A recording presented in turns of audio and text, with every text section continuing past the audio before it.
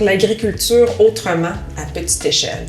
La coopérative de travail Les Jardins de la Résistance produisent des paniers de légumes et fruits biologiques, été comme hiver, et c'est l'agriculture soutenue par la communauté. Tu as sûrement entendu parler de ça. Bien sûr, ça prend des modèles alternatifs pour pouvoir justement offrir une gamme plus variée de denrées alimentaires. Puis les fameux paniers de famille, justement de famille comme eux offrent, je pense qu'ils vendent même jusqu'à Montréal en fait, les paniers de ce genre-là. C'est vraiment très cool de voir des jeunes engagés, se solidariser ensemble avec un modèle coopératif. C'est un peu unique en quelque sorte. Il n'y en a pas des tonnes comme ça au Québec, ce modèle d'affaires-là. Puis moi, je trouve que ça démontre qu'il y a des variétés et des alternatives dans la façon d'alimenter notre peuple qu'on peut explorer justement tous ensemble sur le terrain. C'est un beau modèle d'économie sociale à la base, le fait d'avoir justement les producteurs qui sont également administrateurs. Puis le fait que les clients aussi sont bien desservis avec une valeur ajoutée, si on veut, concrètement. Avec des beaux paniers de légumes de qualité. Et en plus, ce que j'ai aimé, c'est le lien privilégié qu'ils développent avec leurs clients, les familles qui viennent chercher leur panier. Donc ça, c'est vraiment à cultiver. Tout à fait. Quel jeu de mots.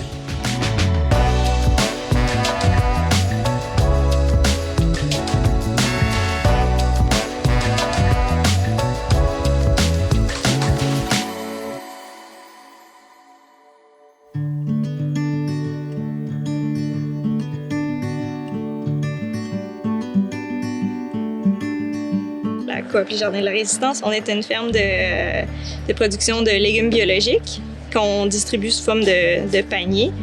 Fait que c'est des abonnements que les gens, nos clients, ils s'abonnent pour toute la saison. On distribue des légumes pendant 24 semaines pour nos paniers d'été. Puis ensuite, on fait aussi des paniers d'hiver pour 12 semaines, aux 2 semaines, pour compléter l'offre pendant l'hiver. Donc l'été, on nourrit à peu près 400 familles. En Rive-Sud et Montréal, là, c'est vraiment là qu'on couvre. Puis en hiver, ben ça c'est un petit peu moins de gens parce que ça prend un volume de... Tu peux pas récolter les légumes frais pendant l'hiver, là. C'est beaucoup de légumes de conservation. Quoique on a des serres qui nous permettent d'avoir des verdures, mais c'est ça, l'hiver on est à peu près à 120, puis ça c'est vraiment Ormstown, Châteauguay-la-Prairie seulement. Ma femme et moi, on prenait des tours de rôle pour venir chercher nos paniers bio. Puis dans le fond, ils produisent des légumes tellement goûteux. Puis moi, j'étais cuisinier avant, fait que j'apprécie des belles arômes, des belles textures, tout le kit. Puis comme un panier bio, en ce moment, ça fait quasiment pas de sens de pas être abonné à un panier bio, à mon avis. C'est côté qualité-prix, c'est plus nutritif, la qualité est là, la fraîcheur est là. Puis la diversité est là, la résistance, vous pouvez quasiment voir en arrière de nous. C'est écrit laitue une fois, courgette 3 fois, mais à côté, c'est écrit céleri, fenouil ou mesclun. Fait il y a certains trucs, quand il y en a beaucoup, comme les tomates, ils vont imposer ça dans le panier, mais il y a certains trucs que tu peux choisir. Fait que c'est quand même hyper trippant comme panier bio. C'est pas tout le monde qui fait ça. Des fois, c'était juste le panier traditionnel, où est-ce que tout est là, tu le prends, tu pars, puis on t'a imposé ça. Tandis qu'ici, on peut jouer un peu, fait que je trouve ça vraiment cool. Tu peux customiser ton panier un petit peu à tes goûts.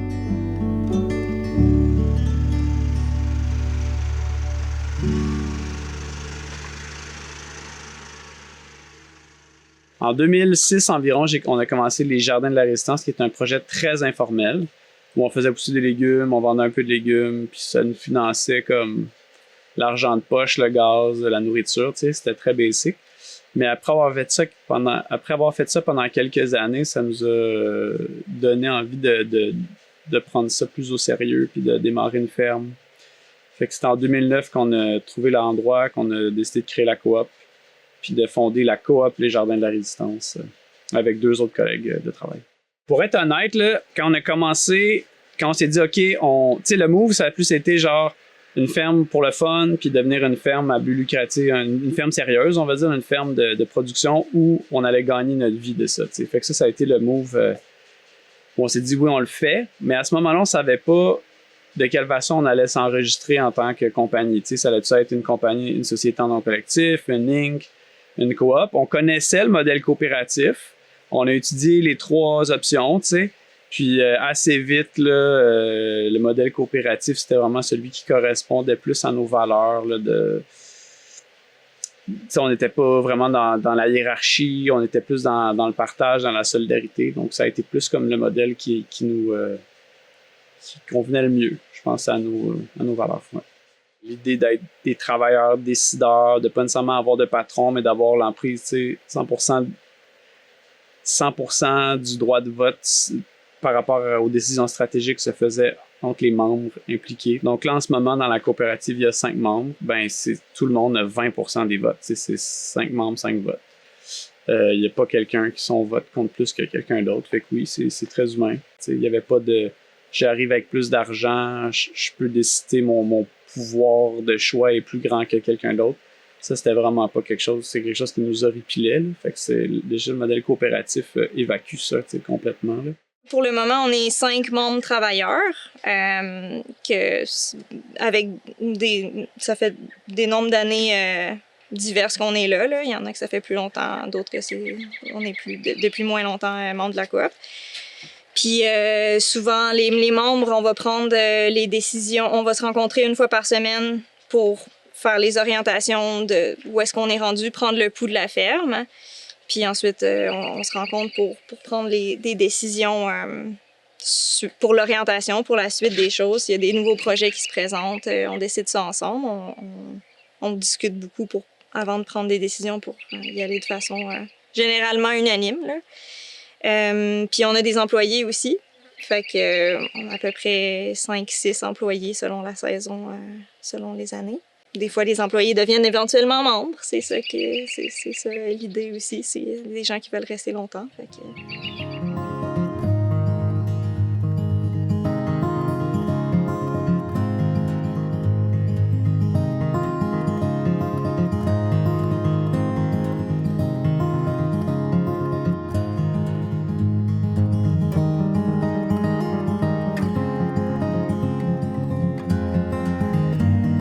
Dans une coopérative en général, il n'y a pas de propriétaire de l'entreprise. Donc, une coopérative, c'est un organisme, c'est une entreprise incorporée qui fait son propre rapport d'impôt, un peu comme une Inc., mais qui est gérée par un conseil d'administration qui est nommé parmi les membres de l'entreprise. Donc, dans le cas des Jardins de la Résistance, nous, on est 5 membres. Donc, l'Assemblée générale de la coop fait la nomination des membres qui sont au conseil d'administration, qui sont les 5 mêmes membres. Fait qu'au final, l'institution est plutôt l'Assemblée générale / un CA, un conseil d'administration. Puis, on va prendre toutes les décisions qui sont stratégiques à l'entreprise. En fait, toutes les décisions. On va être des travailleurs qui sont décideurs à 100% de ce qui se passe dans l'entreprise, mais on ne possède pas une part de l'entreprise. Donc, si jamais on quitte un jour, on va peut-être quitter avec une part privilégiée ou quelque chose, mais ça ne sera pas nécessairement une valeur de l'entreprise comme dans une Inc. ou une société. Puis ça va faire que ça souligne l'importance d'offrir des bons salaires, puis de s'assurer qu'il n'y ait pas de trop perçu dans l'entreprise. Donc, ce qu'on appelle les profits. Dans une coop, on va appeler ça des trop perçus. Donc, ça a été trop perçu auprès des membres. Donc, ces trop perçus-là peuvent être redonnés en ristourne aux membres. Donc, à chaque année, on va regarder à la fin de l'année les états financiers avec la comptable. Puis là, elle nous demande, combien vous donnez en ristourne à vos membres. Puis, c'est juste pour se rappeler, dans le fond, que l'idée, c'est pas juste d'accumuler un profit ad vitam aeternam, mais bien de redistribuer toujours la richesse qui a été générée équitablement envers les membres. Puis c'est un peu ça l'idée, là, de pas appeler ça des profits, mais d'appeler ça des trop perçus. Donc ça a été trop perçu, les salaires n'ont pas été assez généreux cette année, donc voilà une ristourne. C'est un peu ça l'idée. Le partage des tâches, ça se fait... oui, par les compétences. Il y a des tâches qui nécessitent de l'expérience, puis que c'est juste, ça fait longtemps que c'est la même personne qui les fait, donc c'est comme ça. Mais par les intérêts aussi, là, généralement à la fin d'une saison, quand on fait la planification pour la saison suivante, on répartit les responsabilités à venir selon les intérêts, selon la charge de travail. S'il y a des choses qui changent par rapport à l'horaire d'une certaine personne, puis qu'elle avait trop de responsabilités une année donnée, on va changer ça pour l'année suivante. Fait que ça peut être des tâches administratives ou des tâches de champ, que ça, on va se répartir ça pour que ce soit équilibré relativement selon la charge de travail, selon l'implication des gens aussi. Puis dans l'idée, c'est pour pas que toute la charge mentale soit à la même personne. C'est sûr qu'on s'entraide, puis quand on voit des choses qui se passent sur la ferme, on va s'en parler, puis c'est pas juste une personne qui va s'occuper d'une tâche.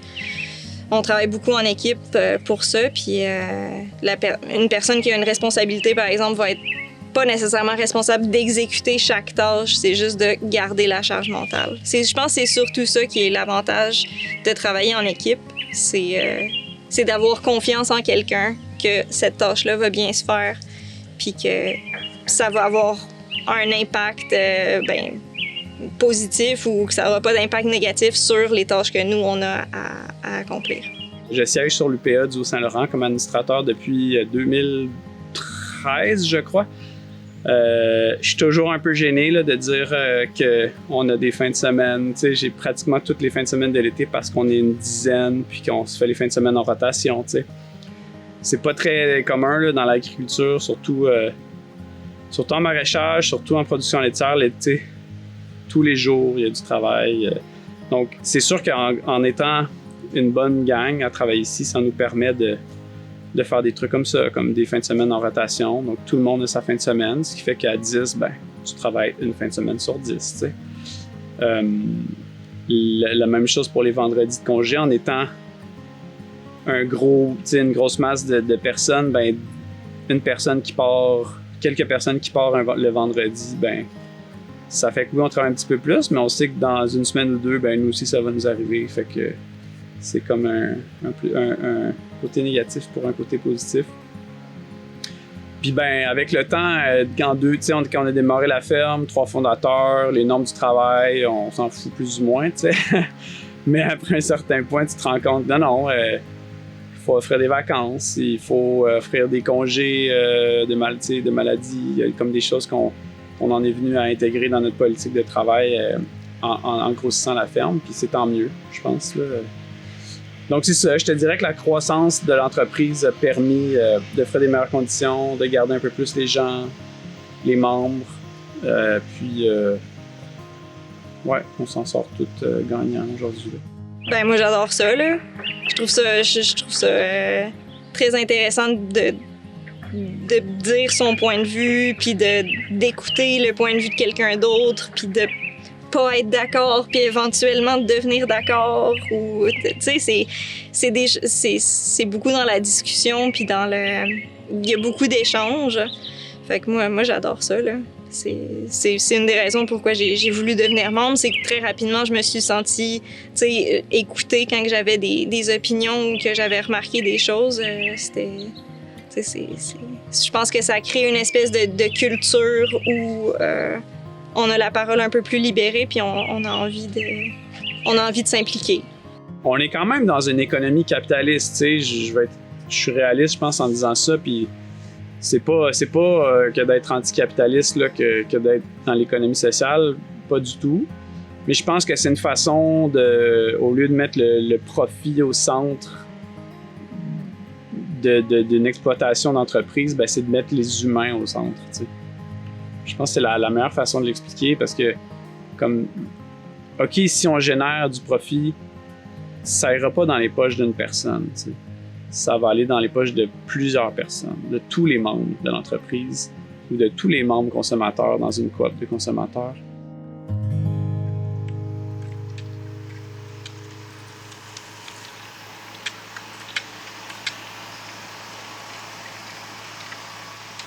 pense qu'il y a beaucoup de fermes que c'est le cas, là, qu'on veut avoir des clients à la ferme. Nous, c'est l'idéal. Avoir des gens qui viennent à nous, c'est parfait parce qu'on a nos légumes dans la chambre froide, on n'a pas besoin de se déplacer en camion. C'est parfait. Puis je pense que parmi nos abonnés, c'est les clients de la ferme qui ont une expérience la plus intéressante parce qu'ils peuvent venir à la ferme. Il y en a de nos abonnés, ils viennent avec leurs enfants, ils font le tour de la ferme, ils vont voir les poules. C'est vraiment très immersif comme expérience. On essaye d'amener ça aussi quand on va à Montréal, puis de conter des anecdotes, d'expliquer comment ça va la vie à la ferme, mais... c'est ça, c'est clair que c'est l'idéal, là, que les gens viennent à nous. On adore ça, là. Puis c'est le fun aussi pour moi, par exemple, je fais un point de chute, je vais à Montréal, je vais voir nos abonnés, je le vois, les légumes que j'ai récoltés qui s'en vont, ou que j'ai semés, ou que j'ai plantés, ils s'en vont je les vois s'en aller, tu sais. Mais il y a plein de monde qui travaille à la ferme qui font pas nécessairement de point de chute, qui sont toujours en champ, fait que... d'avoir du monde qui vienne à la ferme, tu sais, ça, je sais pas, ça a quelque chose ça concrétise le travail, ça rend, tu vois que, on le sait, là, que ça s'en va se faire manger par du monde, mais tu le vois, tu sais, que les gens sont contents de repartir avec leur panier, puis de voir la ferme, nous voir travailler, fait que, tu sais, c'est super, là, voir ses clients, voir les gens arriver, les abonnés, là, on adore ça. C'est un énorme respect pour le fait qu'ils sont agriculteurs, énorme respect pour la qualité de ce qu'ils produisent. Puis après ça, dans le fond, c'est un hiver, j'ai reçu une griffe de gingembre. Puis là, j'ai fait comme, OK, mon Dieu, c'est juste tellement bon. Puis j'avais fait un cidre au gingembre pour mon frère, un petit baril, là, 270 bouteilles. Puis on avait pris du gingembre de l'épicerie, puis c'était comme un peu... c'était pas rond, c'était pas intégré comme gingembre au cidre. Fait que là, avec le gingembre de la résistance, ben là, ça a fait un cidre vraiment cool, puis c'est rendu notre meilleur vendeur. Fait que c'est quand même super, super trippant. Puis là, il y a 5 minutes, Mathieu il est arrivé, puis il m'a dit « Hey, goûte à ça ». Fait que là, il m'a apporté une feuille de curcuma, puis on va probablement essayer de faire un cidre avec une feuille de curcuma. Fait que c'est ça, des beaux petits partenariats de même. Tu sais, moi, ce que je me dis, c'est que si on peut... eux, ils prennent le curcuma puis ils mettent ça dans leur panier bio. T'sais. Si on est capable d'aller prendre les feuilles de curcuma, on va faire des tests avec cette année, mais si c'est conclusif puis c'est cool, l'année prochaine, ça va me faire plaisir d'acheter les feuilles de curcuma. Ça va peut-être aider la courbe de la résistance à être un petit peu plus résilient aussi. Puis après ça, tantôt, on en parlait avec Mathieu. Mathieu a déjà fourni des tomates vertes à une microbrasserie juste à côté de chez nous, la microbrasserie Livingstone. Puis Trevor, il a fait une bière de tomates vertes avec du gingembre aussi de la ferme des 4 temps. Fait tu sais, puis je trouve ça tellement important qu'on s'aide de même, parce que c'est que ça diminue notre empreinte écologique, ça augmente, c'est juste logique, ça augmente la résilience des commerces, puis ça fait en sorte que ça fait juste plus de sens. Puis tu sais, en disant « Hey, moi, j'ai un cidre au gingembre avec du gingembre des Jardins de la Résistance », ben là, Oli, puis Jess, puis Catherine, ben ils en parlent aussi à leurs clients. Fait que là, ça intéresse le monde. Fait que tu sais, ça fait beaucoup d'entraide locale, puis je trouve ça vraiment le fun.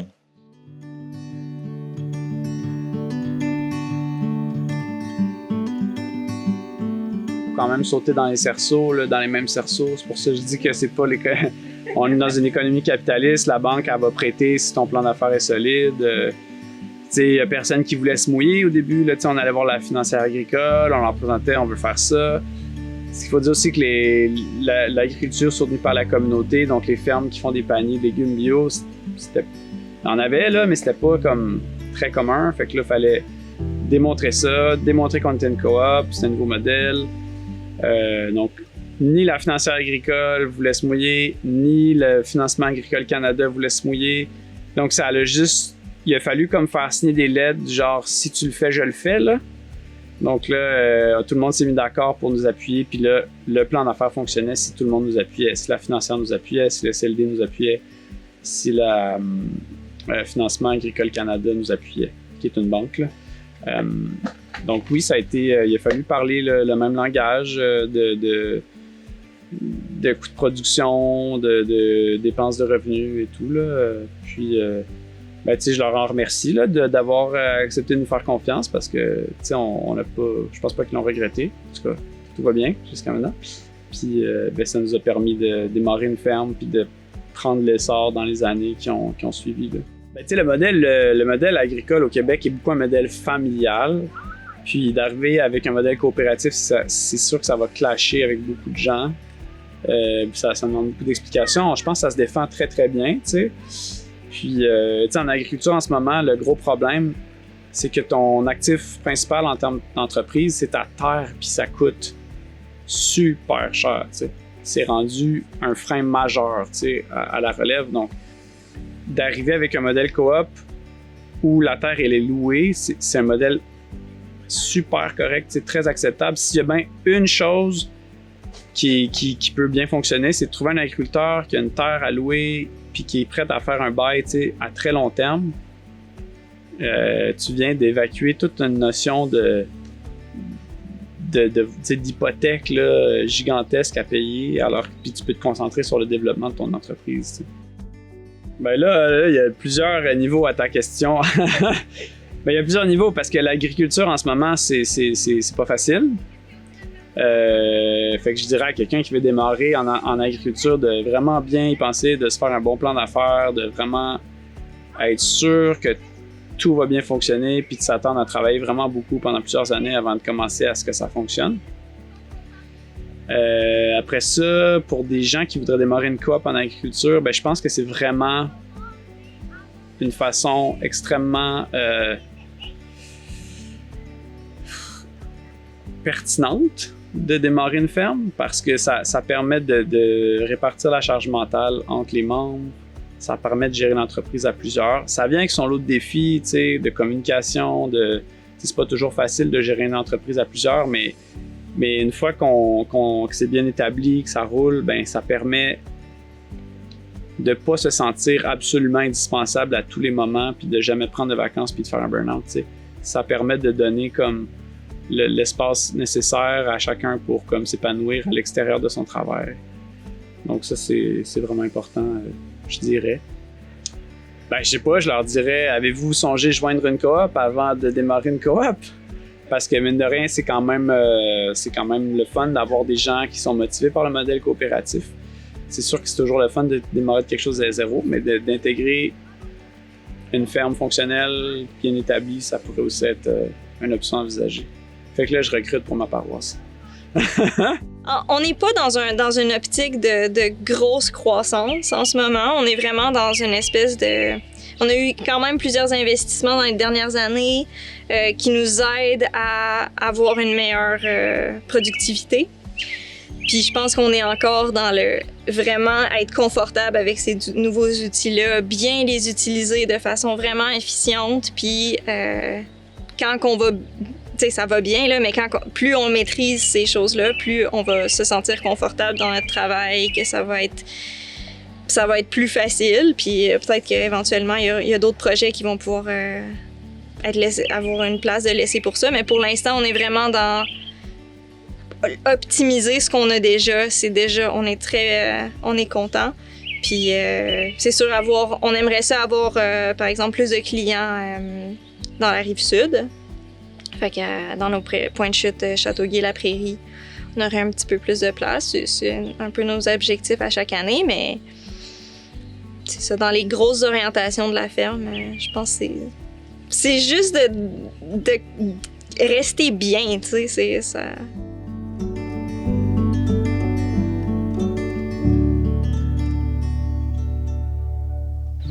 Ben, d'une certaine mesure, on a une certaine autonomie alimentaire. Ça dépend. Je pense que la question, c'est plus la promotion de ça, puis à quel point est-ce qu'on va créer un modèle que ça rend l'adhésion facile, tu sais.